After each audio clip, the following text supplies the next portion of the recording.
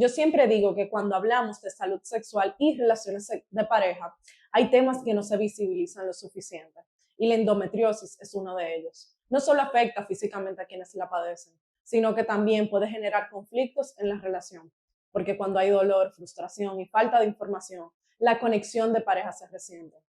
Muchas personas con endometriosis experimentan dolor durante las relaciones sexuales y esto no es solo una molestia ocasional, es un dolor real que puede hacer que el sexo se convierta en algo incómodo o hasta aterrador.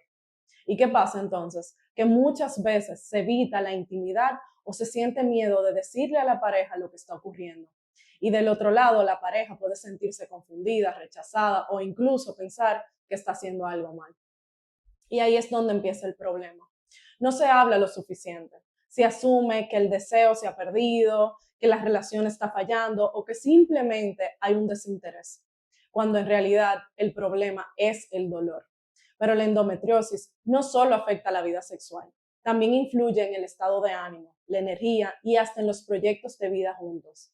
Vivir con dolor crónico puede generar irritabilidad, ansiedad y depresión. Y si a eso le sumamos el cansancio, la fatiga y los cambios hormonales, claro que puede afectar la relación. A veces la pareja quiere ayudar, pero no sabe cómo, y esto también genera frustración. Otro tema delicado es la fertilidad. La endometriosis puede hacer que quedar embarazada sea más difícil y para muchas parejas que desean hijos, esto puede traer un estrés enorme.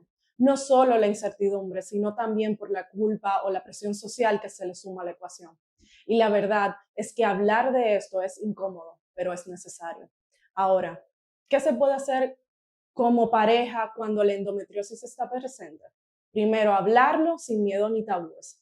Si hay dolor en las relaciones sexuales, si la energía no es la misma, si hay preocupaciones sobre la fertilidad, todo eso se tiene que poner sobre la mesa.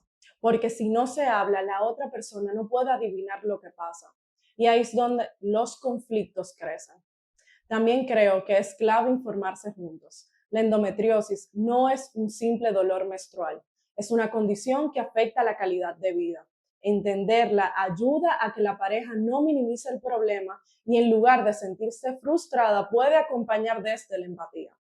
Otro punto importantísimo es redefinir la intimidad.